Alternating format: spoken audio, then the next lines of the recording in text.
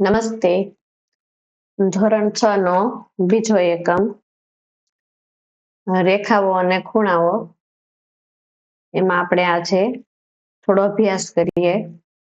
તો શરૂઆતમાં આપણે બે નામ જોયા, એક છે રેખાઓ અને બીજું છે ખૂણાઓ. તો એના વિશે આપણે વિસ્તારથી આ એકમની અંદર માહિતી મેળવવાની છે. રેખા કોને કહેવાય અને ખૂણા કોને કહેવાય. ખૂણા વિશે તો આપણે આગલા એકમમાં અંતમાં જોયું હતું કે જ્યારે બે રેખાખંડ ભેગા થાય ત્યારે ખૂણો બને છે. તો એ ખૂણાઓ વિશે જોવાનું છે અને રેખાઓ કોને કહેવાય. તો પ્રસ્તાવના વાંચીએ. આ પ્રકરણમાં આપણે ભૂમિતિના કેટલાક મૂળભૂત ખ્યાલો જેવા કે બિંદુ, રેખા, કિરણ, રેખાખંડ અને ખૂણા વિશે સમજ મેળવીશું. દરેકના નામ જોઈએ તો એના પરથી જ આપણને ખબર પડી જાય છે. બિંદુ એટલે કે ટપકું, બિંદુ એટલે કે ટપકું. આપણે જે કોઈ પણ જગ્યાએ એવી રીતે ટપકું કરીએ એને બિંદુ કહેવાય. આ બધા બિંદુ છે. હવે રેખા, રેખા એટલે આપણે એના વિશે વિસ્તારથી હમણાં થોડીક વાર પછી જાણીશું, પણ એક લાઈન છે જે લાઈન ક્યાંય પૂરી નથી થતી એવી લાઈન, એને આપણે રેખા કહેવાય છે. ત્યાર પછીનો ત્રીજો શબ્દ છે કિરણ. તો કિરણ શબ્દ તો આપણે ઘણી બધી વાર સાંભળ્યો હશે અને ઉપયોગ પણ કર્યો હશે. ટોર્ચમાંથી જે નીકળી અને દૂર સુધી જાય તે કિરણ, સૂર્યના કિરણ એ કિરણ. તો આમાં પણ કિરણનું કામ એવું જ છે કે એક જગ્યાએથી ઉદ્ભવ થાય અને દૂર સુધી અનંત સુધી ચાલ્યો જાય છે. ત્યાર પછી છે રેખાખંડ. એટલે રેખાખંડનું નામ જોઈએ તો રેખાનો એક ભાગ એટલે રેખાખંડ. અને ખૂણા, તો ખૂણા છે તે આપણે વિશેષ રીતે જોઈશું, પણ આપણને નાના હોય ત્યારથી જ ઘણી બધી વખત ખૂણા શબ્દનો ઉપયોગ કરતા હોય એટલે આપણને ખૂણાની ખબર હોય કે અહીંયા જે છે આ તે ખૂણો છે. આપણા રૂમની અંદર ખૂણો હોય, બારીમાં ખૂણો હોય, તો આ બધા ખૂણા વિશે એમ તો આપણને ખ્યાલ જ હોય છે. એના વિશે આપણે સમજ મેળવીશું. આ ખ્યાલો સમતલ ભૂમિતિના પાયાના નિર્માણ માટેના ઘટકો છે. જે ગણિતનો એક ભાગ છે સમતલ ભૂમિતિ, એના જે પાયાના નિર્માણ છે એના આ ઘટકો છે. અને તે આપણને ભૂમિતિના વધુ અદ્યતન મુદ્દાઓ જેવા કે વિવિધ આકારોની રચના અને વિશ્લેષણ સમજવામાં મદદ કરે છે. ઘણા બધા આકારો જે સર્જાયા હોય એ આકારો કેવી રીતે સર્જાયા છે તેની સમજ મેળવવી હોય તો આપણને આ બધા ઘટકો છે એ મદદરૂપ થાય છે. અહીંયા જુઓ 2.1 ની અંદર આપણે બિંદુ વિશે જાણવાનું છે કે પેન્સિલની અણીદાર ટોચ વડે કાગળ પર એક ટપકું કરો. અણી જેટલી તીક્ષ્ણ હશે ટપકું તેટલું સૂક્ષ્મ થશે. આ નાનકડું ટપકું તમને બિંદુનો ખ્યાલ આપશે. આ જે ટપકું છે તે બિંદુ છે.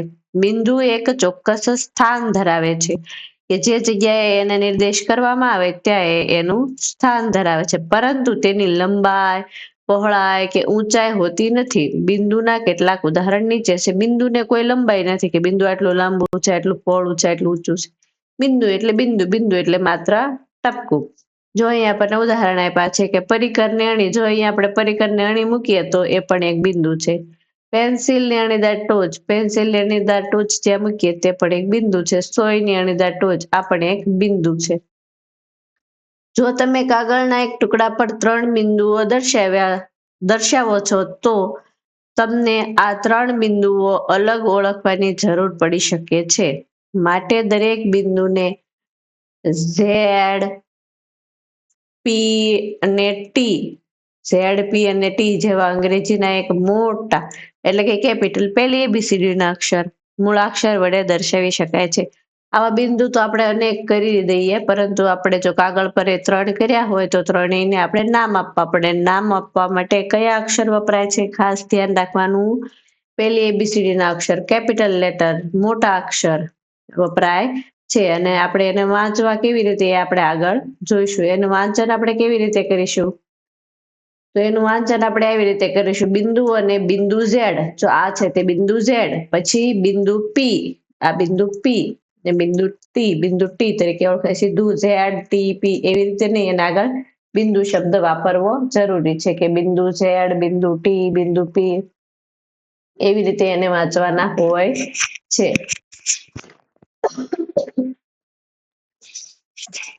અલબત્ત આ બિંદુઓ ચોક્કસ સ્થાન દર્શાવે છે અને તેને અદ્રશ્ય રૂપે અતિ સૂક્ષ્મ કલ્પવા જોઈએ.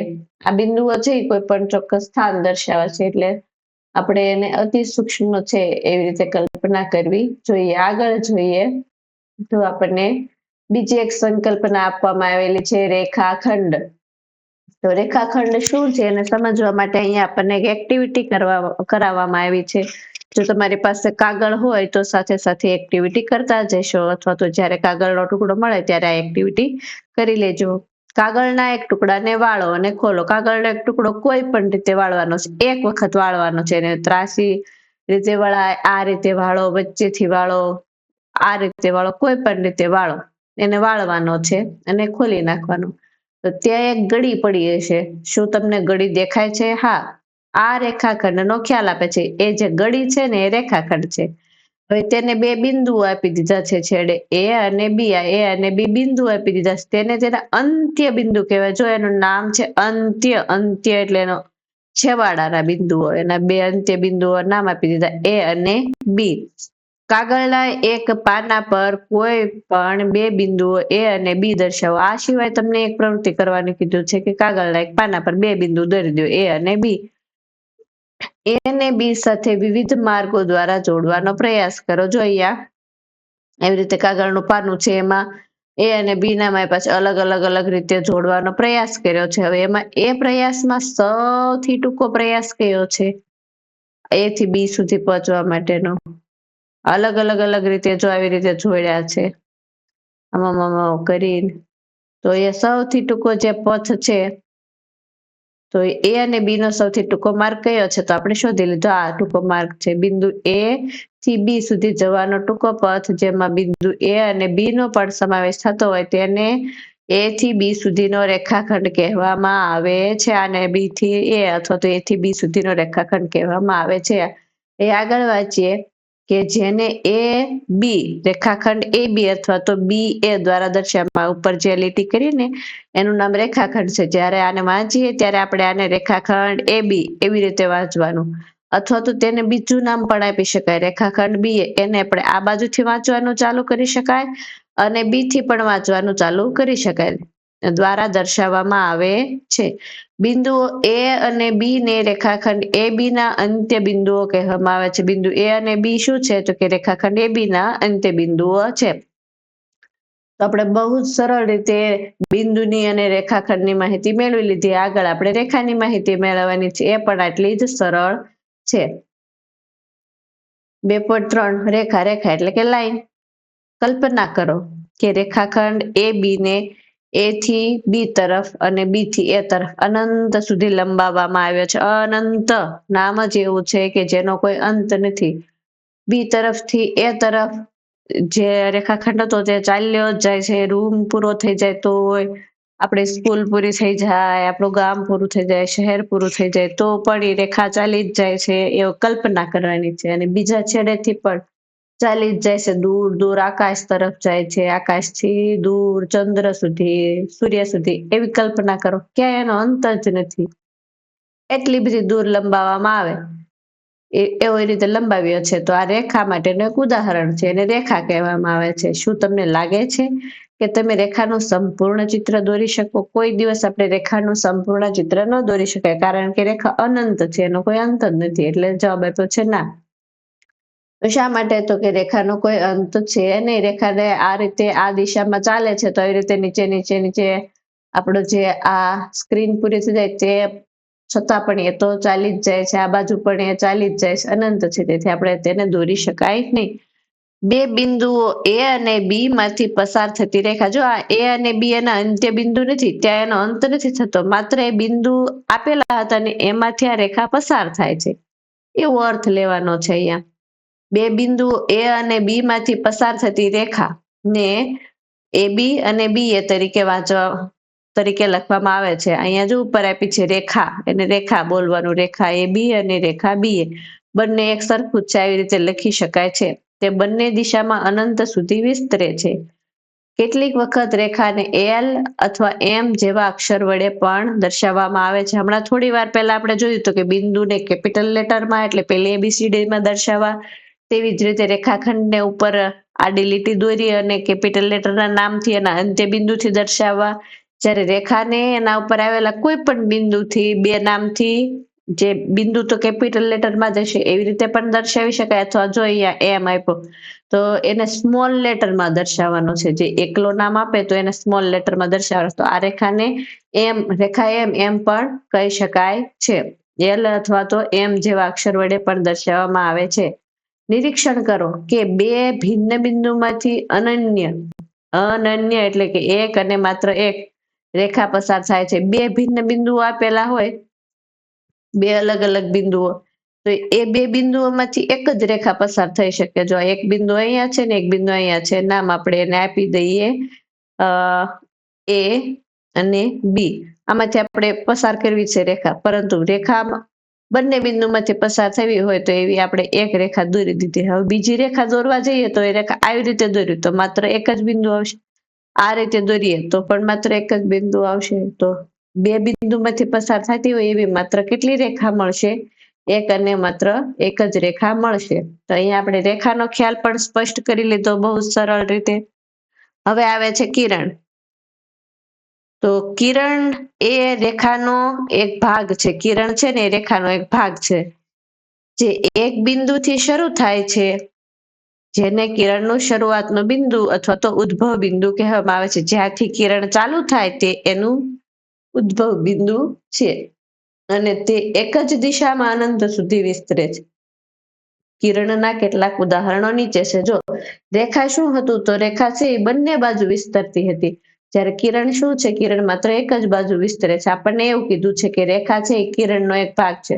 તો અહીંયાથી ચાલુ કરી આ બાજુ જો કિરણને વિસ્તરવા દઈએ તો આપણે એને એ બી, કિરણ એ બી કહીશું, અને આ બાજુ વિસ્તરશે. એમાં આ બાજુનો ભાગ ગણાશે નહીં. પરંતુ જો એનું ઉદ્ભવ બિંદુ બી કહીએ તો બી થી ચાલુ કરી અને આ બાજુ રેખા અનંત વિસ્તરતી જશે.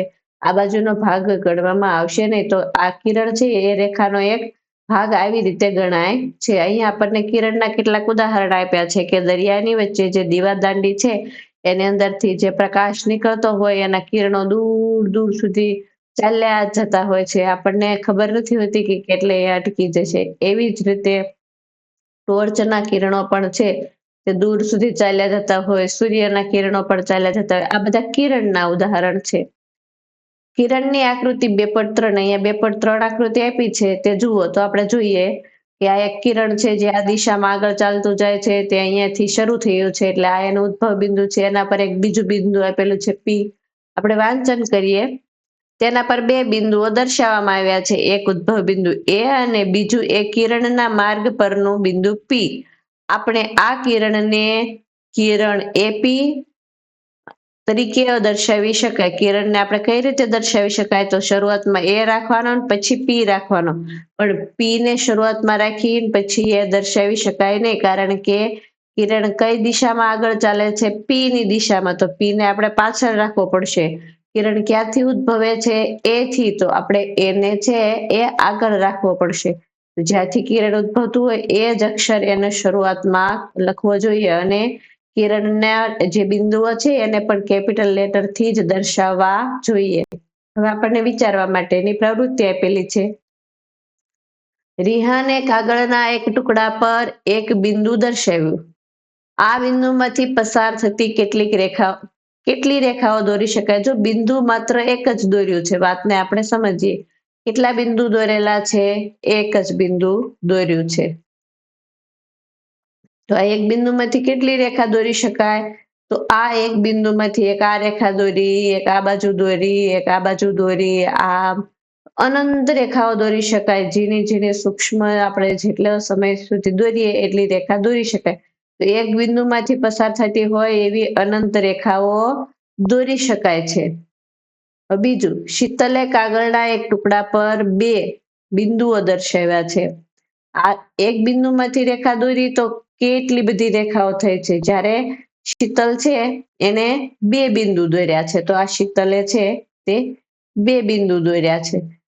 તો તે આ બંને બિંદુમાંથી પસાર થતી હોય એટલે કેટલી રેખા દોરી શકાશે? તો હમણાં થોડી વાર પહેલા જ આપણે જોયું હતું કે બે બિંદુમાંથી પસાર થતી હોય એવી રેખા દોરવી હોય તો માત્ર ને માત્ર એક જ રેખા મળશે. બીજી રેખા દોરવા જતા તે અહીંયા જશે તો માત્ર એક જ બિંદુ આવશે. જો અહીંયા લઈ જઈશું તો પણ માત્ર એક જ બિંદુ આવશે, તો બે બિંદુમાંથી પસાર થતી હોય એવી કેટલી રેખા દોરી શકાશે? તો એક, અને એક બિંદુમાંથી પસાર થતી હોય એવી અનંત એટલે કે ઘણી બધી રેખા દોરી શકાય છે, જેનો કોઈ અંત નથી આવતો. શું તમે રિહાન અને શીતલને તેના જવાબ શોધવામાં મદદ કરી શકો? તો હા, અમે એનો જવાબ શોધવામાં મદદ કરી દીધી છે. આગળ જોઈએ, બીજી પ્રવૃત્તિ આપી છે. આકૃતિ 2.4 રેખાખંડોના નામ આપો.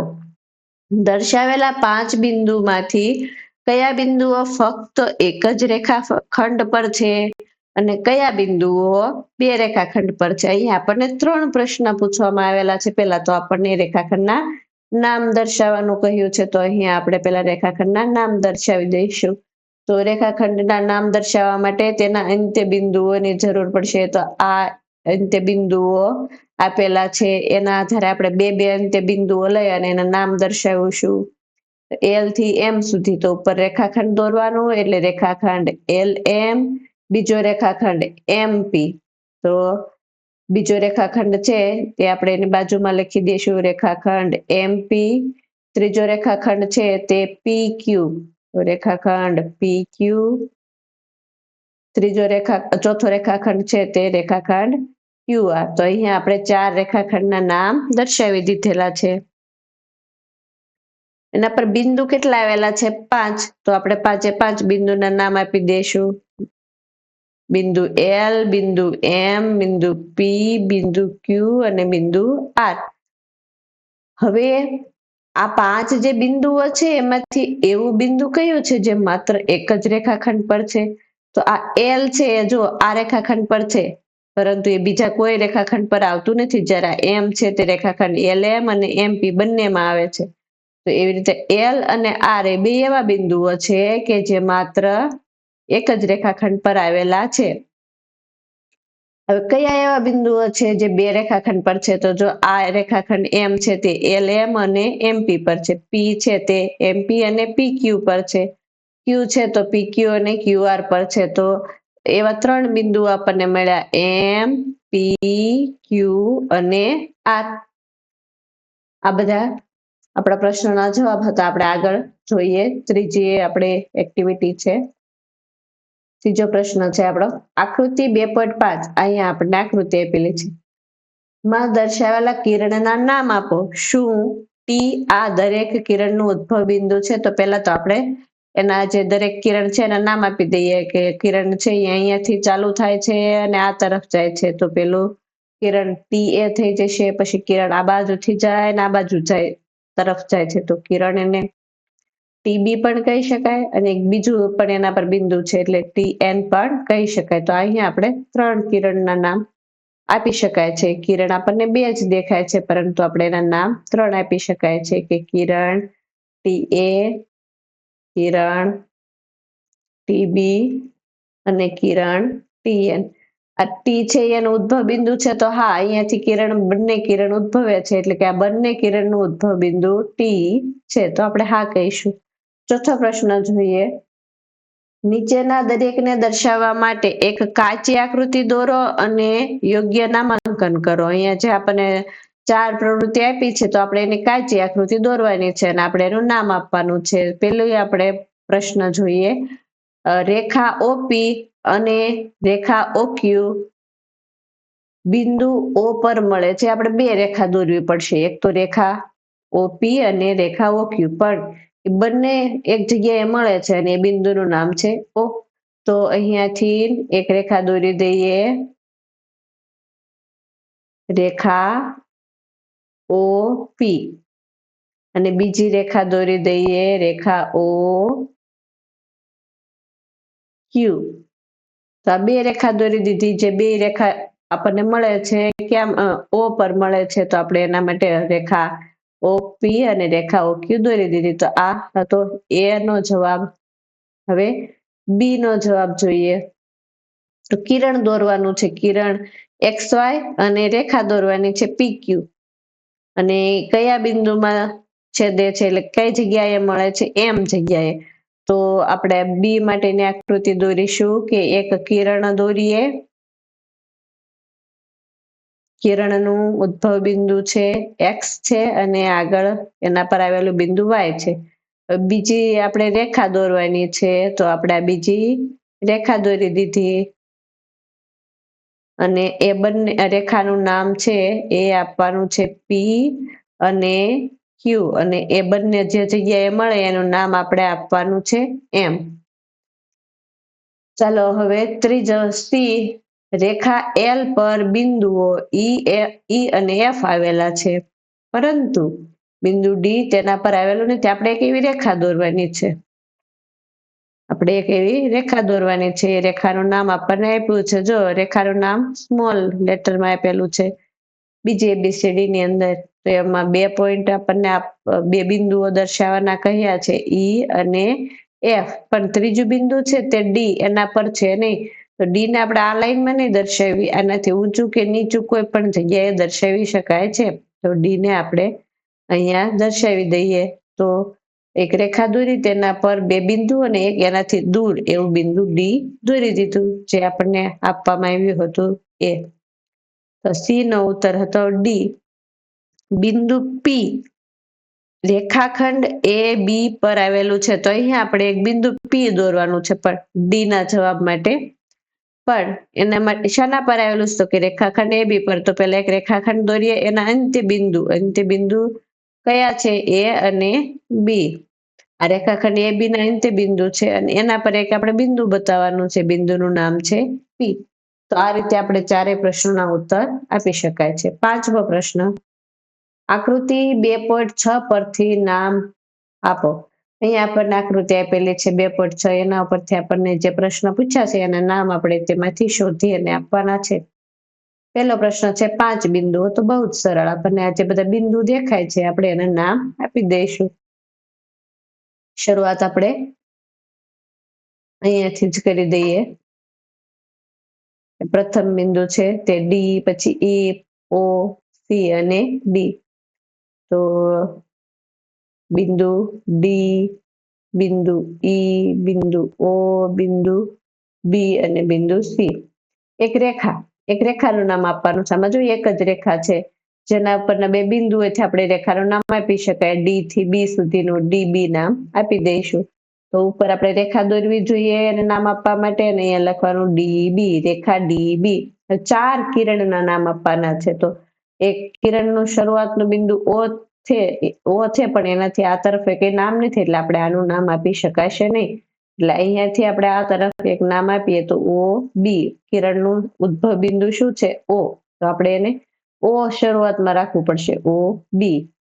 ત્યાર પછી બીજું કિરણનું ઉદ્ભવ બિંદુ ઓ સી.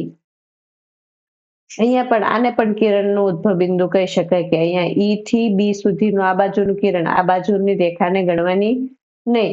તો બીજું કિરણ આ પણ બની શકે, કિરણ ઈ બી. અને આ બાજુ કિરણ જોઈએ તો ઓ થી ચાલુ કરી ડી તરફ. તો ઓ ને એનું ઉદ્ભવ બિંદુ ગણવાનું અને ડી તરફ એ આગળ ચાલે છે.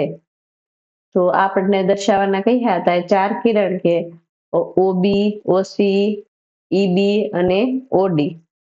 હવે અહીંયા આપણને 5 રેખાખંડ આપવાનો છે. તો રેખાખંડ એટલે કે એવા બે બિંદુઓ છે એની વચ્ચેનો આ ભાગ છે, અને રેખાખંડ કહેવાય છે, જે અનંત વિસ્તરેલા નથી, માત્ર એ બંનેની વચ્ચે સીમિત છે. તો આપણે અહીંયાથી તો ચાલુ કરીશું. બે બિંદુઓ વચ્ચેનો જે ભાગ છે અહીંયા આવી રીતે નથી દોરવાનું, માત્ર એક લીટી જ દોરવાની છે. રેખાખંડ ડી ઈ. બીજો રેખાખંડ ઈ ઓ. રેખાખંડને આવી રીતે ઉપર લીટી કરી રેખાખંડ ઈ ઓ. ત્યાર પછી ઓ થી સી સુધીનો રેખાખંડ ઓ સી. ઓ થી બી સુધીનો રેખાખંડ ઓ બી. હવે આપણને એમ થાય કે આ બિંદુઓ તો આપણે પૂરા થઈ ગયા, હવે આપણે કેવી રીતે રેખાખંડ દર્શાવતો? રેખાખંડ આ રીતે પણ દર્શાવી શકાય, રેખાખંડ ડી ઓ, રેખાખંડ ડી બી, રેખાખંડ ઈ બી.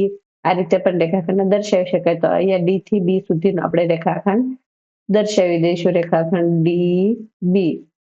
ડી બી પર આ બે બિંદુ આવ્યા છે, એ રીતે આપણે એને સમજાવી શકાય છે. છઠ્ઠી પ્રવૃત્તિ, અહીં એક ઓ એ કિરણ O એ છે, જો અહીંયા 2.7 આકૃતિમાં એક કિરણ આપેલું છે, તે O થી શરૂ થાય છે અને બિંદુ A માંથી પસાર થાય. જો એનો અંત્ય બિંદુ નથી, A માંથી પસાર થાય છે. તે બિંદુ B માંથી પણ પસાર થાય છે. આ કિરણ છે બિંદુ B માંથી પણ પસાર થાય છે. શું તમે તેને OB તરીકે પણ નામ આપી શકો? આપણે આને OB તરીકે નામ આપી શકાય? તો હા, આપણે એને OB તરીકે પણ નામ આપી શકાય છે, કારણ કે તે O થી ચાલુ થાય છે અને B માંથી પસાર થાય છે, એટલે આપણે તેને OB તરીકે નામ આપી શકાય છે. શું આપણે કિરણ OA ને કિરણ AO તરીકે લખી શકાય? તો ના, એવી રીતે લખી શકાય નહીં. શા માટે? કારણ કે કિરણ છે એ A ની તરફ અનંત રીતે વિસ્તરેલું છે, જ્યારે એનું ઉદ્ભવ બિંદુ O છે, એટલે આપણે એની શરૂઆત O થી જ કરવાની છે, જે A તરફ વિસ્તરે છે એવો અર્થ એનો થાય છે. અહીંયા સુધીની આપણે માહિતી મેળવી લીધી. આગળ હવે આપણે ખૂણા વિશે સમજવાનું છે. ખૂણો છે એને અંગ્રેજીમાં એંગલ કહેવાય છે. બે કિરણના સામાન્ય ઉદ્ભવ બિંદુથી ખૂણો બને છે. જો આમાં બે કિરણ છે, એનું જે એક સામાન્ય ઉદ્ભવ બિંદુ છે, અહીંયા જે બને છે એને ખૂણો કહેવામાં આવે છે. કે જેવી રીતે કોઈ ટોર્ચ છે, તેમાંથી એક કિરણ આ બાજુ ને એક કિરણ આ બાજુ, એમ બંને બાજુ જતું હોય તો તેના વચ્ચે જે બને છે એ ખૂણો હોય છે.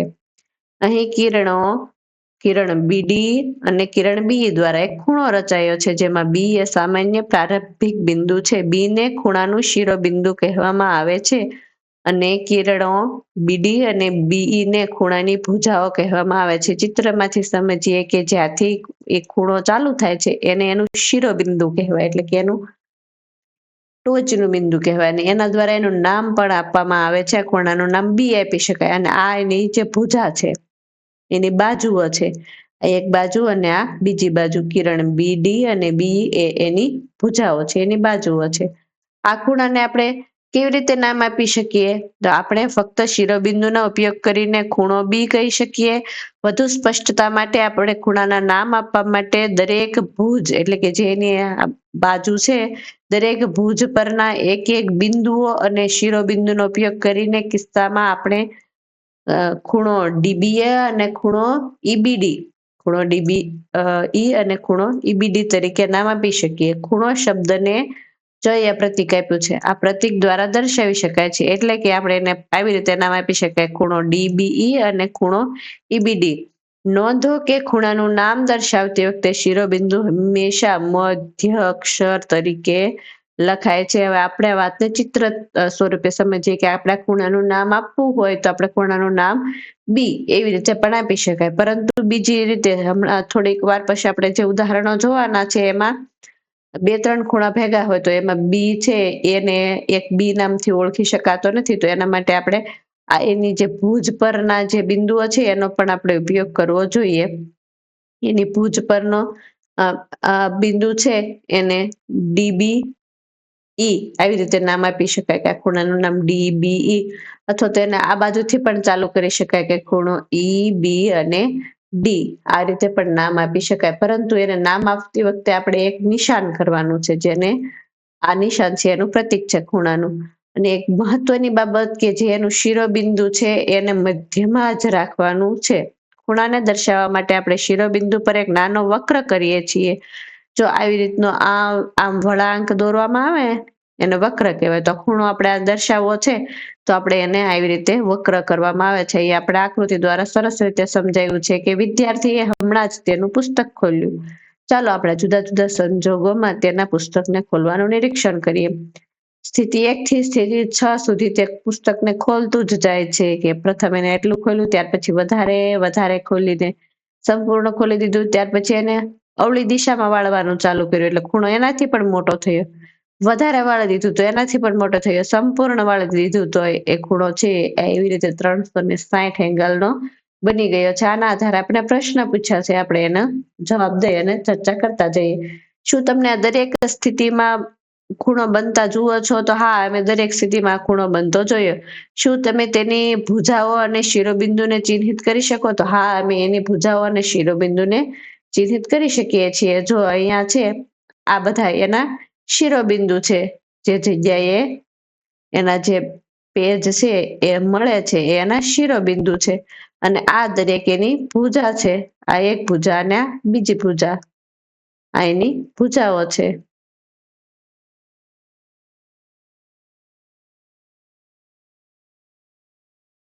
આ એની ભુજાઓ હતી. કયો ખૂણો મોટો છે? સ્થિતિ 1 માનો કે સ્થિતિ 2 માનો? તો આ અને આ બેયને જુઓ તો તમે અવલોકન કરો તો કયો ખૂણો મોટો લાગે છે તમને, આ કે આ? સ્થિતિ 1 નો કે 2 નો? હા, બરાબર, તમારો જવાબ સાચો છે. કયો ખૂણો મોટો છે? સ્થિતિ 2 નો. સ્થિતિ 2 નો ખૂણો મોટો છે. જેમ આપણે રેખાખંડની લંબાઈના આધારે તેના માપ વિશે વાત કરીએ છીએ, તેમ આપણે ખૂણાની એક બાજુને શિરોબિંદુએ કરાવેલા પરિભ્રમણના આધારે તેના માપ વિશે પણ વાત કરીએ છીએ. જો અહીંયા આપણે રેખાખંડ મોટો કે નાનો જોવો હોય તો આ રેખાખંડ છે એના આ રેખાખંડમાંથી કયો રેખાખંડ મોટો? તો આપણે તરત જ કહી દઈએ કે આ રેખાખંડ મોટો. પણ ખૂણામાં આવી રીતે ખૂણો નાનો મોટો એવી રીતે અંદાજ મેળવી શકાતો નથી. એના માટે આ જે વચ્ચેનો પરિભ્રમણ ભાગ કહેવાય, આને વક્ર ભાગ અથવા તો પરિભ્રમણ ભાગ, એ જેમ મોટો હોય એમ ખૂણો મોટો હોય. જો આ ભાગ નાનો છે અને આ ભાગ છે એ પરિભ્રમણનો મોટો છે, તો આ ખૂણાને મોટો કહેવાય. આ રીતે એની સરખામણી થાય. એની ભુજાના આધારે ખૂણાની સરખામણી થતી નથી. આ ખાસ મહત્વની યાદ રાખવા જેવી વાત છે. તેથી સ્થિતિ 2 માનો ખૂણો મોટો છે, કારણ કે આ સ્થિતિમાં તેને વધુ પરિભ્રમણ કરવાની જરૂર છે. તેવી જ રીતે સ્થિતિ 3 માનો ખૂણો સ્થિતિ 2 કરતા મોટો છે, કારણ કે અહીં પરિભ્રમણ વધુ છે, અને સ્થિતિ 4, 5 અને 6 માં વધુ ને વધુ પરિભ્રમણ સાથે ક્રમશઃ મોટો બને છે. અહીંયા આપણને વિશેષ કઈ સમજૂતી આપવામાં આવેલી છે કે એક ખૂણાનું કદ એ શિરોબિંદુની આસપાસ થતા પરિભ્રમણ અથવા વળાંકનું માપ છે. ખૂણાનું જે કદ છે, ખૂણો શેના આધારે મપાય? તો કે જે આ બે ભુજાઓ છે એની વચ્ચેનું આ પરિભ્રમણ છે એના આધારે, જે પહેલા કિરણને બીજા કિરણ પર ખસેડવા માટે જરૂરી છે, જે અહીંથી અહીં સુધી ખસેડવા માટે જરૂરી છે. પરિભ્રમણની માત્રા એ ખૂણાનું માપ છે. અહીંથી કેટલું પરિભ્રમણ થયું એ એનું માપ છે. ચાલો આપણે કેટલા અન્ય ઉદાહરણો જોઈએ જ્યાં વાસ્તવિક જીવનમાં ભ્રમણ અથવા વળાંક દ્વારા ખૂણો ઉદ્ભવે છે. કેટલાક એવા આપણી પાસે સાધનો છે કે જેની અંદર આપણને ખૂણો દેખાય છે. પેલું સાધન છે આપણું પરિકર અથવા દ્વિભાજક. પરિકર જેવું દ્વિભાજક આવે છે. આપણે ખૂણો બનાવવા માટે તેની બાજુ એટલે કે ભુજાને ફેરવીએ છીએ. આજે આપણે એનો ખૂણો બનાવવો હોય તેના માટે આપણે એને સહેજ પોળું કરતા જઈએ, એમ ખૂણો છે એ મોટો મોટો થતો જાય છે. શિરોબિંદુ તે બિંદુ છે જ્યાં બે બાજુ જોડાયેલ છે. શિરોબિંદુ કોને કહેવાય? જ્યાં બે બાજુ જોડાઈ ગઈ હોય એને શિરોબિંદુ કહેવાય છે. ખૂણાની ભુજા અને શિરોબિંદુઓ ને ઓળખો. ખૂણાની ભુજા કઈ છે? તો કે જો આ રહી એની ભુજા છે, અને આ જે જગ્યાએ એને જોડવામાં આવે છે એ એનું શિરોબિંદુ છે, અને આ બે એની ભુજા છે. કાતરમાં બે પાંખિયા હોય છે. જ્યારે આપણે કંઈક કાપવા માટે ખોલીએ છીએ ત્યારે તેના પાંખિયા એક ખૂણો બનાવે છે. ખૂણાની ભુજા અને શિરોબિંદુ ઓળખો. તો આપણે એને પણ ભુજા અને શિરોબિંદુને ઓળખી લીધા છે. ચશ્મા, પાકીટ અને અન્ય સામાન્ય વસ્તુઓના ચિત્ર જુઓ. તેની ભુજા અને શિરોબિંદુને ચિહ્નિત કરીને તેમના ખૂણાને ઓળખો. અહીંયા ચશ્માની અંદર જુઓ તો અહીંયા આપણને ખૂણો બનતો દેખાય છે. અહીંયા ખૂણો બનતો દેખાય છે. આપણે જેવી રીતે ખોલતા જઈએ એ રીતે વધારે ખૂણો બનતો જાય છે. પાકીટની અંદર જો પાકીટ આપણે જેટલું વધારે ખોલીએ એટલો મોટો ખૂણો બનતો જાય. એની ભુજા છે, અને આ એનું પરિભ્રમણ વચ્ચેનો એટલે કે એનો વક્ર ભાગ છે. આ વક્ર ભાગ જેમ મોટો એમ એ ખૂણો મોટો થતો જાય છે. અહીંયા આપણે સ્ટેપલરની અંદર આ એની ભુજા અને આ એનો ખૂણાનો ભાગ છે. આ એનું શિરોબિંદુ છે. અહીંયા આ એનું શિરોબિંદુ છે, અને અહીંયા એના શિરોબિંદુ છે. તો એની અંદર આપણે જોઈ શકાય કે જેમ એનું પરિભ્રમણ વધારે એમ એ વધારે મોટો થાય. માચીસની અહીંયા કંપાસ પેટી છે, તેને જો અહીંયા એની ભુજા અને ખૂણાઓ જોઈએ તો આ છે એની ભુજા છે, અને આ એનું શિરોબિંદુ છે. તેવી જ રીતે બોક્સની અંદર આ એની ભુજા અને આ એનું શિરોબિંદુ, આ એનો પરિભ્રમણનો ભાગ છે, અને જોઈને આપણે કહી શકીએ કે ખૂણો મોટો છે, નાનો છે, કયા કરતા કયો નાનો મોટો છે. શું તમે જોઈ શકો છો કે એક ભુજાને બીજી ભુજાની સાપેક્ષ ફેરવવાથી ખૂણા કેવી રીતે બને છે?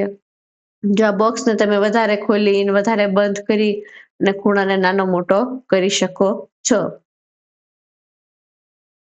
આપણે આ જે એક ભુજા છે એને બીજી ભુજાને સાપેક્ષમાં એટલે એની જ સામે રાખી એને જ ધ્યાનમાં રાખીને ફેરવીએ તો ખૂણા છે એના માપ ફરતા હોય છે.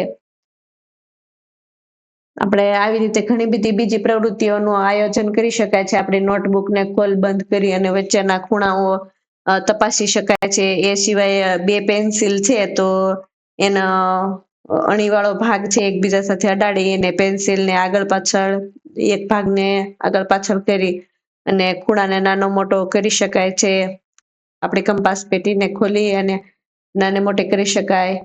તો આ રીતે આપણે બીજી પ્રવૃત્તિઓ કરી શકાય છે. હવે આપણે અહીંયા વિચારવા માટેની પ્રવૃત્તિ આપવામાં આવેલી છે. વિચારો અને શોધો. શું તમે આપેલા ચિત્રમાં ખૂણા શોધી શકો છો? કોઈ પણ એક ખૂણો બનાવતા કિરણો દોરો અને ખૂણાના શિરોબિંદુનું નામ આપો. જો એક સાયકલનું ચિત્ર આપ્યું છે એની અંદર ખૂણા બને છે તો એમાંથી આપણને એક ખૂણો બનાવતો હોય એવા કિરણો દોરવાના કીધા છે. અને એ જે પછી કિરણો મળે એ જગ્યાએથી જેનું ઉદ્ભવ બિંદુ હોય ત્યાં એનું શિરોબિંદુ દોરવાનું આપણને કહેવામાં આવ્યું છે. તો આપણે અહીંયા બોક્સની અંદર દોરીશું. તો બોક્સનો કોઈ પણ એક ખૂણો લઈ લો. બોક્સમાં 4 ખૂણા છે. અહીંયા અહીંયા અને અહીંયા આપણે અહીંયા આ ખૂણો લઈશું કે એક કિરણ છે એ આ બાજુ જાય છે, બીજું કિરણ છે તે આ બાજુ જાય છે અને આ એનો જે છે શિરોબિંદુ છે. આપણે એને નામ આપીશું. આપણે શિરોબિંદુને નામ આપીશું P અને આ બાજુ જે કિરણ જાય છે તેના પર એક બિંદુ દર્શાવીશું Q અને આ બાજુ જે જાય છે તેના પર દર્શાવીશું O. તો એક કિરણ છે PO અને એક કિરણ છે PQ. એનાથી જે ખૂણો બને છે તે ખૂણાને આપણે નામ જો વાંચન કરવું હોય તો ખૂણો PM પણ કહી શકાય અને ખૂણો OPQ એમ પણ કહી શકાય. ખૂણો OPQ વચ્ચે તો આ P જ આવવો જોઈએ. બીજા ચિત્ર જોઈએ. અહીંયા આપણને એક નિસરણીનું અને એક પુલનું ચિત્ર આપવામાં આવેલું છે. નિસરણીની અંદર આપણે એક ખૂણો બતાવવાનો છે. તો એક ખૂણાને આપણે આ રીતે દર્શાવીશું. આ એક એની ભુજા દોરીશું, આ એનું શિરોબિંદુ અને આપણે એને બીજી ભુજાનું કિરણ દોરીશું. એને આપણે નામ આપી દઈશું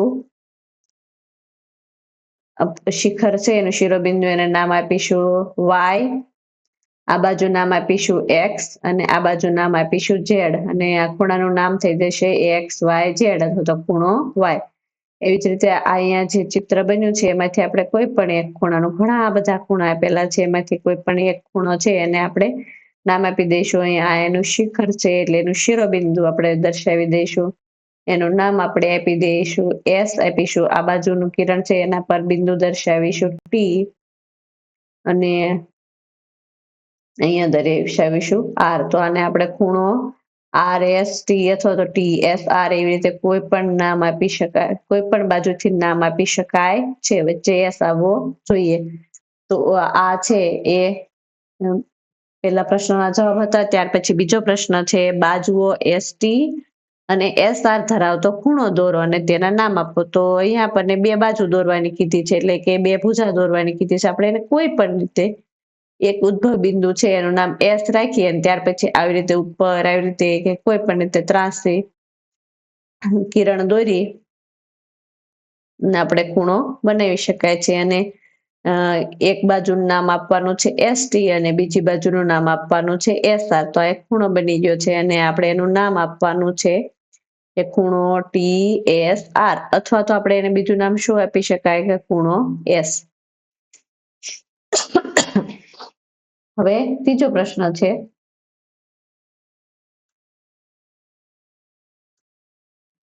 ખૂણો APC ને ખૂણો P તરીકે કેમ દર્શાવી શકાય નહીં તે સમજાવો. હજુ આપણે ચર્ચા કરી રહ્યા છીએ કે આપણે ખૂણાને આવી રીતે અથવા આવી રીતે નામ આપી શકાય, પરંતુ જે આકૃતિ આપી છે એમાં આપણને ખૂણો P તરીકે દર્શાવી શકાય નહીં એવો પ્રશ્ન પૂછ્યો છે. તો આપણે એનું અવલોકન કરીએ તો કે અહીંયાથી તો 3 ખૂણા બને છે. એક આ ખૂણો, એક આ ખૂણો અને એક આ સળંગ ખૂણો. 3 ખૂણા બને છે. 3 ખૂણામાંથી ખૂણો APC એને ઓળખવું હોય તો આપણે એને ખૂણો APC જ નામ આપી શકાય, તો જ એ આ સળંગ ખૂણો બનશે, નહીતર તો એક વચ્ચેનો આ ખૂણો અથવા તો આ ખૂણો કયો ખૂણો તે સમજવું આપણને મુશ્કેલ પડે. તેથી આપણે આ ખૂણાને માત્ર ખૂણો P તરીકે નામ આપી શકાય નહીં, કારણ કે તે બીજા ખૂણાઓ સાથે જોડાયેલો છે. તેથી જો ખૂણો APC આપણે ઓળખવું હોય તો તેને નામ પૂરેપૂરું જ આપવું જરૂરી છે. ચોથો પ્રશ્ન, આપેલી આકૃતિમાં ચિહ્નિત કરેલા ખૂણાના નામ આપો. અહીંયા જો એક આકૃતિ આપેલી છે જેના અંદર આપણને 3 ખૂણા આપેલા છે જેના આપણે નામ લખવાના છે. અહીંયા 3 ખૂણા કેવી રીતે થશે, તો એક અહીંયાથી અહીંયા સુધીનો, અહીંયાથી અહીંયા સુધીનો અને એક અહીંયાથી અહીંયા સુધીનો. તો આપણે ત્રણેયને માત્ર ટી નામ આપી શકાશે નહીં. પેલો નામ આપીએ આપણે ખૂણો PTR, ખૂણો PTR. બીજો ખૂણો અહીંથી ચાલુ કરીએ, ખૂણો QTR, ખૂણો QTR. ને ત્રીજો ખૂણો છે તે આપણે અહીંથી આપી દઈશું PTQ, PTQ. તો 3 ખૂણા હતા જેને આપણે આ રીતે નામ આપ્યા. આપણે અવળી રીતે પણ નામ આપી શકાય, RTP, QTP અને RTQ. આ રીતે અવળા નામ પણ આપી શકાય છે, પરંતુ વચ્ચે છે એ તેનું શિરોબિંદુ આવવું જરૂરી છે. તમારા કાગળ પર 3 બિંદુઓ ચિહ્નિત કરો જે એક જ રેખા પર ન હોય. 3 બિંદુ એવી રીતે આપવાના જે અલગ અલગ રેખા પર હોય, એટલે કે ત્રણેય એક લાઈનમાં ન હોય એ રીતે આપણે 3 અલગ અલગ દર્શાવવાના છે. તેમને ABC નામ આપો. આ બિંદુઓની જોડમાંથી પસાર થતી તમામ સંભવિત રેખા દોરો. 3 બિંદુ છે તો કેટલી રેખા પસાર થઈ શકશે, અને આ બિંદુઓની જોડમાંથી પસાર કરવાની છે, એટલે કે કોઈ એક રેખા છે 2 બિંદુમાંથી તો પસાર થવી જ જોઈએ. કા એ રેખા AB માંથી પસાર થવી જોઈએ, કા રેખા BC માંથી પસાર થવી જોઈએ, અથવા તો રેખા AC માંથી પસાર થવી જોઈએ. એવી જેટલી રેખા દોરી શકાય એટલી રેખા દોરવાની કીધી છે, અને આપણે એના નામ આપવાના છે. અને જો એમાં ખૂણા બનતા હોય તો ખૂણાના નામ પણ આપવાના છે. તો આપણે એને આકૃતિ દોરવાનું ચાલુ કરીએ.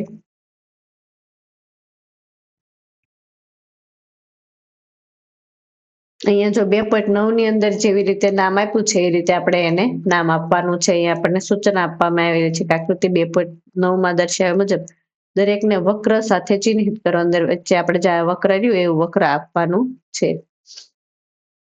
તો પહેલા તો શરૂઆતમાં આપણે 3 બિંદુ દોરી દઈએ, બિંદુ A, બિંદુ B અને બિંદુ C. આ ત્રણેય બિંદુ એક રેખા પર છે નહીં, પરંતુ આપણે એવી રેખા દોરવાની છે કે જે 2 બિંદુમાંથી પસાર થતી હોય. તો એક રેખા એવી દોરી દીધી.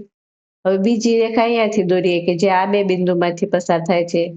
એક જ બિંદુમાંથી પસાર થતી હોય એવી રેખા દોરવાની નથી, એવી રેખા દોરવાની છે જે 2 બિંદુમાંથી તો પસાર જ થતી હોય. ત્રીજી રેખા દોરીએ જે B અને C માંથી પસાર થાય છે. તો અહીં આપણને કંઈક આવી આકૃતિ મળે છે જેની અંદર આપણને ખૂણા મળે છે. આપણને ઘણા બધા ખૂણા મળે છે. તો એને આપણે વક્ર ભાગથી દર્શાવવાના છે. આ એક ખૂણો, આ બીજો, આ ત્રીજો. એ ઉપરાંત અહીંયા પણ ખૂણા બને છે બહારની સાઈડ. આ બધા ખૂણાઓ આપણને મળે છે. તો આ ખૂણાને આપણે વક્ર ભાગથી દર્શાવી દીધા છે.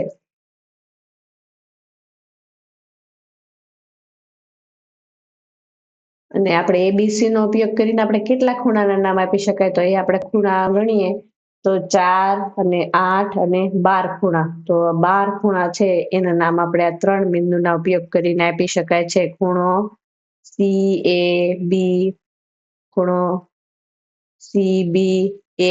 પછી આ બાજુના બહારના ખૂણા છે એના નામ આપણે આનો ઉપયોગ કરીને આપી શકતા નથી. તો આપણે કેટલા ખૂણાના નામ આપી શકાય છે, તો ખૂણો ABC, ખૂણો ACB અને ખૂણો BAC.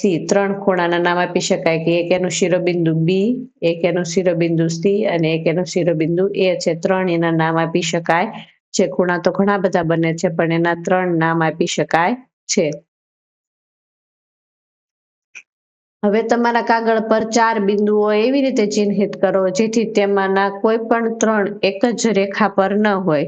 4 બિંદુ દોરવાના છે, જેમાંથી 3 એક રેખા પર ન હોવા જોઈએ, 2 એક રેખા પર આવે, બીજા 2 બીજી રેખા પર આવે, એવી રીતે આપણે દોરી શકાય છે. આ બિંદુઓની જોડમાંથી પસાર થતી તમામ સંભવિત રેખાઓ દોરો. તમને કેટલી રેખાઓ મળે છે તેના નામ આપો. તમને ABCD નો ઉપયોગ કરીને કેટલા ખૂણાના નામ આપી શકાય છે?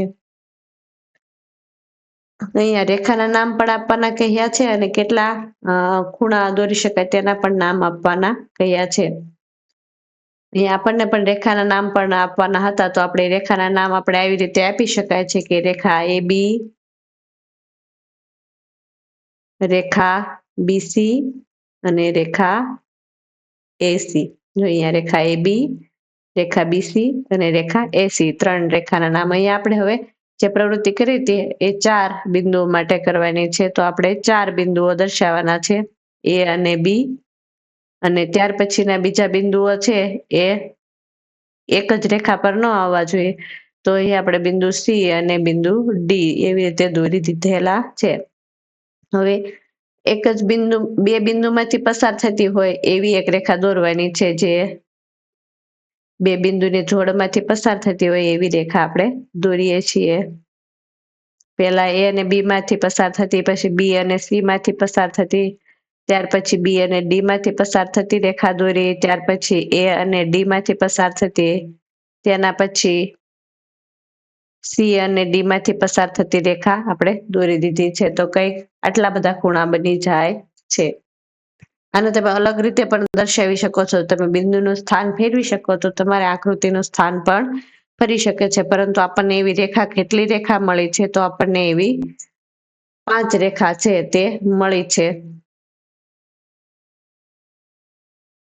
તો એક રેખા છે તે AB, બીજી રેખા છે તે BC, ત્રીજી રેખા છે તે CD,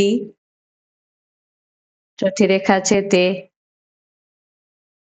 AD, અને એક રેખા આપણે દોરવાની રહી ગઈ છે, રેખા AB.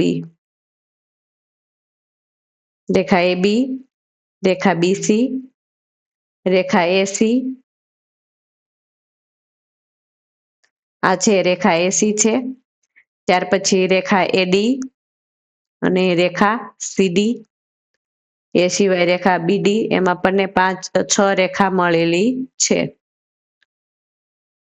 અને એના જે ખૂણા છે એના નામ આપણે આપવા હોય તો ખૂણો CAB, ખૂણો CBA, ખૂણો DAB અને ખૂણો BAD, આવી રીતે આપણને 4 ખૂણાઓ નામ આપી શકાય તેવા મળે છે. આ સિવાયના કોઈ બિંદુ નથી દર્શાવ્યા, નહીંતર ખૂણા તો ઘણા બધા આપણને મળી જાય છે. તો 4 ખૂણા છે, એમાં ABC ખૂણો, CBA, CBA તો એનો S થયો, આપણે એને લખીએ ખૂણો CDA. જો ABC એટલે આ ખૂણો ABC અહીંયા સુધીનો, ત્યાર પછી CDA એટલે આ CDA એટલે આ ખૂણો, ત્યાર પછી CAB, ખૂણો CAB એટલે આ ખૂણો થશે. ત્યાર પછી ACB, ખૂણો ACB, ત્યાર પછીનો ખૂણો છે એ આ ખૂણો લઈશું, ખૂણો CDB, ખૂણો CDB, ત્યાર પછીનો ખૂણો ABD એટલે આ ખૂણો આવશે, ખૂણો ABD, ખૂણો AB અને D, આ ખૂણો આવી ગયો. ત્યાર પછી BCD, ખૂણો BCD, ત્યાર પછી ખૂણો ACD, ખૂણો ACD. આવી રીતે આપણે ખૂણાના નામ છે એ આપી શકાય છે. ખૂણો BAD, ખૂણો BAD, આ રીતે આપણે ખૂણાના છે એ નામ આપી શકાય છે. હવે આપણે આગળ સમજૂતી મેળવીએ.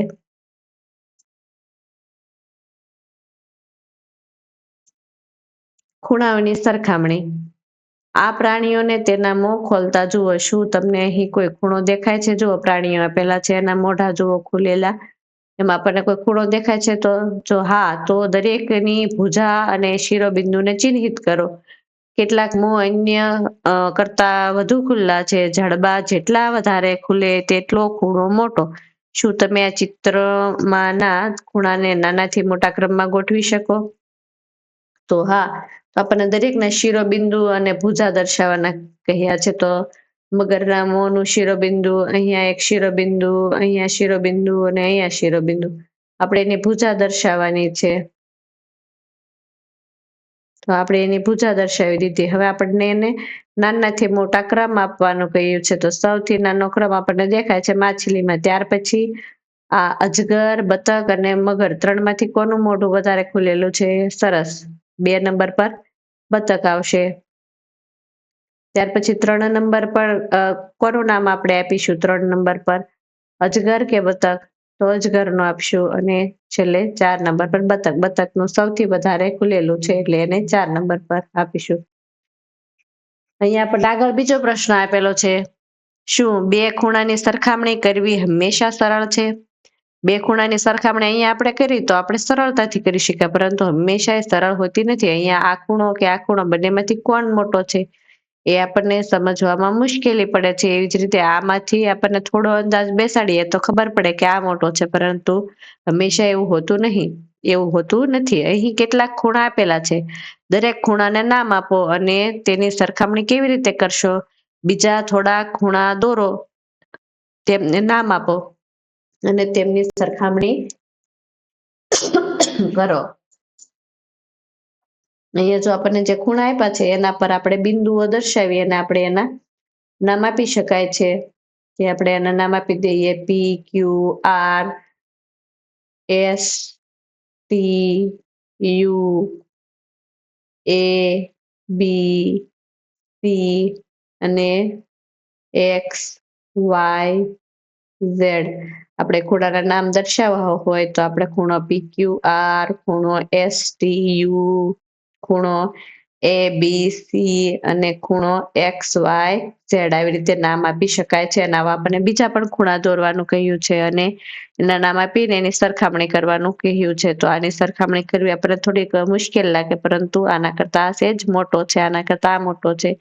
એટલે સૌથી નાનો ખૂણો જોઈએ તો આ, પછી બીજા નંબર પર આ, ત્રીજા નંબર પર આ અને 4 નંબર પર આ, એમ આપણે અંદાજ લગાડીને કહી શકાય. એના માટે આપણે અત્યારે કોઈ પદ્ધતિ છે નહીં. એના માટેની આપણને એક પદ્ધતિ આપવામાં આવેલી છે અધ્યારોપણ. અધ્યારોપણ દ્વારા ખૂણાની સરખામણી. અધ્યારોપણ એટલે શું? તો કોઈ પણ 2 ખૂણાને એકબીજા પર મૂકીને એટલે કે અધ્યારોપણ એકબીજાની ઉપર મૂકવું દ્વારા સરખાવી શકાય. અધ્યારોપણ એટલે એકબીજા પર મૂકવો, એક ખૂણાને બીજા ખૂણા પર મૂકવો. તો અહીંયા તો આપણને એમ થાય કોઈ પણ વસ્તુ હોય તો મૂકી શકાય, ઉખાડી શકાય એવું હોય તો મૂકી શકાય, પરંતુ 2 ચિત્રો બાજુમાં આપ્યા હોય એનો અધ્યારોપણ કેવી રીતે કરવું? અધ્યારોપણ કરતી વખતે ખૂણાના શિરોબિંદુ અને તેની કોઈ પણ એક બાજુ એકબીજા પર આવવા જોઈએ. જો બંને બાજુ એકબીજા પર આવે એવું જરૂરી નથી. એક બાજુ અને એક શિરોબિંદુ એ બંને એકબીજા પર આવવું જરૂરી છે. અધ્યારોપણ પછી કયો ખૂણો નાનો છે અને કયો મોટો છે તે સ્પષ્ટ થઈ જાય. જો અહીંયા આપણને 2 ખૂણા આપ્યા છે, એબીસી અને પીક્યુઆર. એમાં અહીંયા એનો અધ્યારોપણ કર્યું છે. આ જગ્યાએ 2 શિરોબિંદુ ક્યુ અને બી બંને એકબીજાની ઉપર આવી ગયા છે. 2 એના નીચેના જે એક ભુજા હતી એ એકબીજા પર આવી ગઈ છે. ત્યાર પછીની આ ભુજા અલગ છે, પરંતુ આ રીતે જોતા આપણને તરત જ ખબર પડી જાય છે કે ખૂણો એબીસી છે નાનો છે અને પીક્યુઆર મોટો છે. ચિત્રમાં 2 ખૂણા અધ્યારોપિત એટલે કે એકબીજા પર મૂકવામાં આવેલા છે, અધ્યારોપિત થયેલા દર્શાવ્યા છે. હવે એ સ્પષ્ટ થાય છે કે ખૂણો પીક્યુઆર એ ખૂણો એબીસી કરતા મોટો છે. સમાન ખૂણા. હવે આકૃતિમાં ખૂણો એઓબી અને એક્સઓવાય નો વિચાર કરો. કયો ખૂણો મોટો છે? એઓબી અને એક્સઓવાય એને બેને અધ્યારોપિત કર્યા તો બંનેના શિરોબિંદુ એકબીજા પર આવી ગયા, બંનેની બંને ભુજા એકબીજા પર આવી ગઈ, તો બંને સમાન છે. આ બંને ખૂણાના શિરોબિંદુઓ એકબીજા સાથે મળે છે અને બાજુઓ એકબીજા પર બંધ બેસતી આવે છે, એટલે કે ઓએ સમરૂપ ઓએક્સ કે બંને એકબીજાને સમાંતર છે, એકબીજાને સમરૂપ છે. OB સમરૂપ OY કે બંને એકબીજાને સમાન છે. ખૂણાનું કદ સમાન છે, ખૂણાનું કદ સમાન છે, બંને કિરણ પણ સમાન છે, બંને રેખા કિરણ પણ સમાન છે. આ ખૂણાને કદમાં સમાન ગણવાનું કારણ એ છે જ્યારે આપણે આ દરેક ખૂણાને તેની ભુજના પરિભ્રમણથી બનતા કલ્પીએ છીએ ત્યારે આપણે જોઈ શકીએ છીએ કે OA ને OB ને OA પર અને OY ને OX પર ખસેડવા માટે સમાન પ્રમાણમાં પરિભ્રમણની જરૂર પડે છે. જ્યાં OA છે એને OB પર અને OX ને OY પર ખસેડવા સમાન પરિભ્રમણની જરૂર પડે છે. એને આપણે અર્થ કેવી રીતે સમજવાનો છે? ધારો કે આ કોઈ પરિકર હોય અથવા તો દ્વિભાજક હોય તો એને અહીંયાથી અહીંયા સુધી ખસેડીને લાવવું હોય તો બંનેને સમાન પરિભ્રમણ એટલે કે સમાન અંતર કાપવાની જરૂર પડે છે. આ પરિકર હોત તો અહીંયાથી અહીંયા સુધી ભેગું કરીને આના પર લાવે તો જેટલું અંતર કાપવું પડે એટલું જ અહીંયા કાપવું પડે, એટલે એ બે સમાન છે એવું આપણે કહી શકીએ છીએ. અધ્યારોપણની દ્રષ્ટિએ જ્યારે બે ખૂણા એકબીજા પર અધ્યારોપિત થાય છે અને સામાન્ય શિરોબિંદુઓ અને બંને ખૂણાના કિરણો એકબીજા પર બંધ બેસે છે ત્યારે ખૂણાનું કદ સમાન હોય છે. જ્યારે શિરોબિંદુ એકબીજા પર આવી જાય અને એની જે કિરણો હોય એ બંધ બેસે તો એ બે ખૂણા સમાન છે એવું કહી શકાય છે. અન્ય કઈ જગ્યાએ આપણે સરખામણી કરવા માટે અધ્યારોપણનો ઉપયોગ કરી શકીએ? આ સિવાય તમે ચર્ચા કરો કે જો આપણે ખૂણાનું માપ મેળવવું હોય તો કઈ જગ્યાએ આવી રીતે કરી શકાય? તો કોઈ પણ બે બુક હોય એનું આપણે એવી રીતે અધ્યારોપણ કરવું હોય તો બેને આમ અડી જાય એ રીતે બેયની ભુજાઓ રાખી અને આપણે સરખામણી કરી શકાય છે કે કયો મોટો અને કયો નાનો. આ સિવાય આપણે આવી રીતે કોઈ પટ્ટી છે એ લઈ અને એને વાળીને ખૂણો બનાવી અને બેનું માપન કરી શકાય એકબીજા પર મૂકીને. વિચારો અને શોધો. એક લંબચોરસ કાગળને વાળો, પછી બનાવેલી ગળી પર એક લીટી દોરો. તે ગળી અને કાગળની બાજુઓ વચ્ચે બનતા ખૂણાને નામ આપો અને તેની સરખામણી કરો. લંબચોરસ કાગળને વાળીને જુદા જુદા ખૂણા બનાવો અને ખૂણાની સરખામણી કરો. તમને કયો ખૂણો સૌથી મોટો લાગ્યો અને કયો ખૂણો સૌથી નાનો લાગ્યો? તો અહીંયા તમારે કાગળ લઈ અને પ્રવૃત્તિ કરવાની છે અને એક આવી રીતે ગળી વાળી દેવાની છે. અહીંયા એક વચ્ચે જે ગળી વાળી હતી ત્યાં લીટી દોરી દેવાની. પછી એમાં છે એ તમારે ખૂણા દોરવાના છે કે કયા ખૂણા બને છે, એના નામ આપવાના છે. જ્યાં જ્યાં ખૂણો બનતો હોય ત્યાં શિરોબિંદુ કરી અને એના નામ આપી દેવાના છે.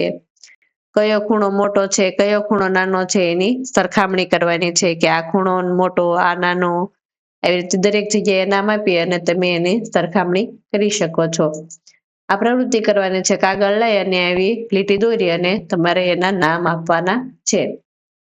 આગળ આપણે બીજો પ્રશ્ન. દરેક કિસ્સામાં કયો ખૂણો મોટો છે અને શા માટે એ નક્કી કરવાનું છે. કે આપણને પેલા 3 પરિસ્થિતિ આપવામાં આવેલી છે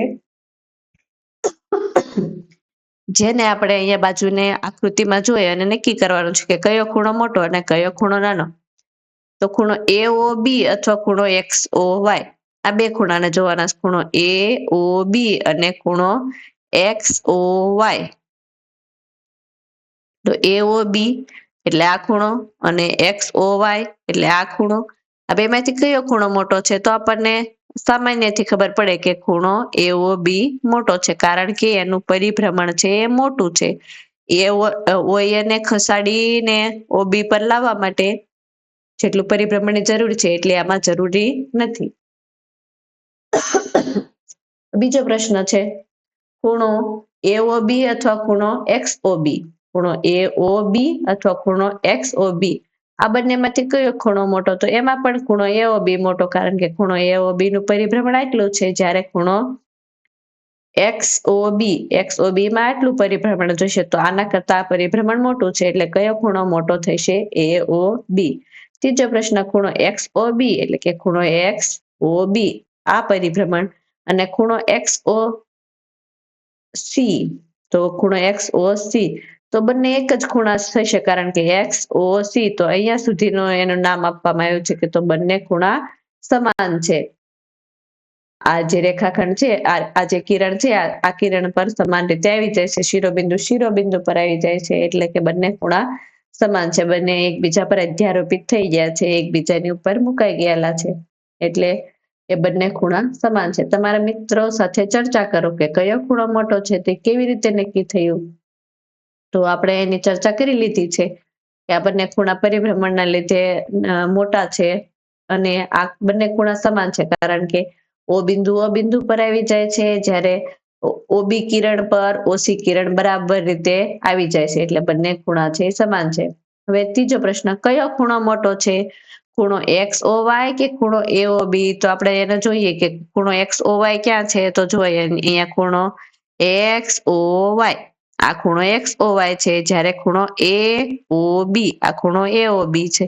આ બંનેમાંથી મોટો ખૂણો કયો છે? હવે આપણે એને કેવી રીતે શોધવું? આનું તો અહીંયાથી અહીંયા સુધી પરિભ્રમણ છે, જ્યારે આ એઓ બી છે એનું અહીંયાથી અહીંયા સુધી પરિભ્રમણ છે. તો આને જોઈને તમે કહી શકશો કે કયો ખૂણો મોટો છે, કોનું પરિભ્રમણ વધારે છે? હા, બહુ સરસ. આ એક્સ ઓ વાય સોરી, અહીંયાથી એક્સ ઓ વાય એટલે સુધી જ લેવાનો છે, આ ભાગ લેવાનો નથી, એને દૂર કરી દઈએ.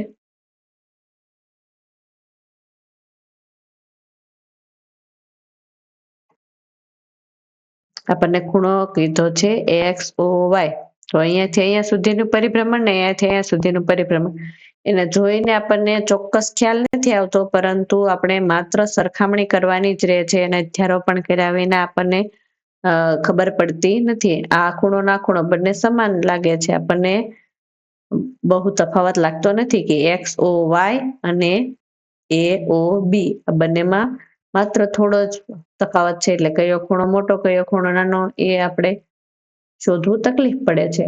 અધ્યારોપણ વગર ખૂણાઓની સરખામણી, અધ્યારોપણ વગર કેવી રીતે ખૂણાની સરખામણી કરી શકાય કે એક ખૂણા પર બીજો ખૂણો મૂકી?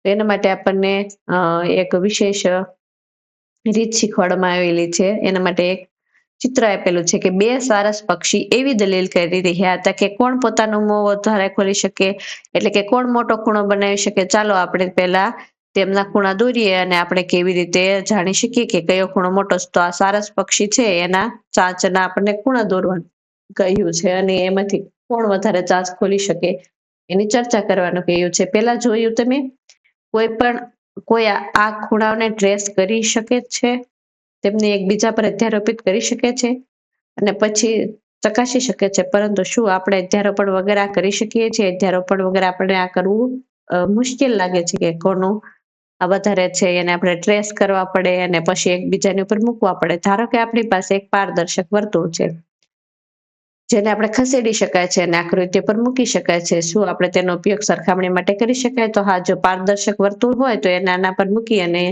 એનાથી આપણે જોઈ શકાય કે કોની ચાંચ વધારે ખુલ્લી છે. આપણને એના માટે સરસ રીતે સમજૂતી આપવામાં આવેલી છે. ચાલો આપણે આ વર્તુળાકાર કાગળને પ્રથમ ચારસ પક્ષી દ્વારા બનાવેલા ખૂણા પર મૂકીએ. વર્તુળ એવી રીતે મૂકવામાં આવે છે કે તેનું કેન્દ્ર એટલે કે એનું સેન્ટર છે એ ખૂણાના શિરોબિંદુ પર હોય. ચાલો આપણે ખૂણાની બાજુઓ વર્તુળમાં જ્યાંથી પસાર થાય છે તે વર્તુળની કિનારી પર તેના બિંદુઓ એ અને બી તરીકે ચિહ્નિત કરી દઈએ. જો અહીંયા જે સારસ પક્ષી છે એની ચાંચની ઉપર કાગળ રાખી અને એના ખૂણા દોરી લીધા છે. હવે એ ખૂણાને આપણે બંનેને સરખાવવા માટે અહીંયા એક પારદર્શક વર્તુળ લેવામાં આવ્યું છે, અને વર્તુળના જે આ બે બિંદુઓ હતા ત્યાં એ અને બી નામ આપી દીધું છે અને અહીંયા ઓ નામ આપી દીધું. તો વર્તુળ કંઈક આવું દેખાય છે. હવે બીજા સારસ પક્ષીનો જે ખૂણો હતો ત્યાં પણ આવી રીતે દોરી દેવામાં આવેલો છે. શું આપણે આનો ઉપયોગ કરીને શોધી શકીએ કે આ ખૂણો બીજા સારસ પક્ષી દ્વારા બનાવેલા ખૂણા કરતા મોટો છે, સમાન છે કે નાનો છે? ચાલો આપણે તેના બીજા સારસ પક્ષી દ્વારા બનાવેલા ખૂણા પર મૂકીએ, જેથી શિરોબિંદુ વર્તુળના કેન્દ્ર સાથે એકરૂપ અને તેની બાજુ ઓએ માંથી પસાર થાય છે. જો અહીંયા આપણને આ બે વર્તુળ છે એને આપણે સરખાવવાના છે, તો એક વર્તુળને બીજા ખૂણો હતો એના પર મૂક્યું છે, આ વર્તુળને બીજા ખૂણા પર મૂક્યું છે. બે સારસ પક્ષીના જે આપણે ખૂણા દોર્યા હતા, એક આ અને એક બીજાનો, તો જે આ પેલાનો હતો એના ઉપરથી વર્તુળ પર આવા બિંદુ દોરી લીધા અને પછી બીજાના ઉપર મૂક્યા. તો બીજાના પર મૂકવાની શરત શું હતી કે શિરોબિંદુને મળવું જોઈએ ને એક ભુજાને મળવી જોઈએ. ત્યાર પછીની બે ભુજાની સરખામણી કરવાની છે. કે જો પ્રથમ સારસ પક્ષી હતું એનું બિંદુ બી અહીંયા છે, જ્યારે બીજા સારસ પક્ષીનું બિંદુ ક્યાં છે, વાય અહીંયા છે. તો અહીંયાથી આપણને ખબર પડી શકશે કે કયો ખૂણો મોટો છે. વિચારો તો કયો ખૂણો મોટો છે. શું કર્યું? પ્રથમ બંનેના ટ્રેસિંગ પેપરથી આવી રીતે ખૂણા દોરી લીધા. ત્યાર પછી જે આવો પારદર્શક કાગળ હતો એના પર પેલા પક્ષીના આવી રીતે ડોટ બનાવી લીધા અને બીજા પક્ષીના ખૂણા પર મૂક્યા. તો મૂકતી વખતે ધ્યાન રાખવાનું શિરોબિંદુને મળે અને એક ભુજા બીજી ભુજા પર આવી જાય. ત્યાર પછીનો જે ભાગ છે એને આપણે જોવાનો છે કે જે દૂર હોય તેમાં પરિભ્રમણ વધારે હોય. એટલે કયો ખૂણો મોટો છે? સરસ, હા તમે સાચા છો કે પ્રથમ સારસ છે એનો ચાંચ છે એ મોટી છે, એટલે કે એનો ખૂણો છે એ મોટો છે.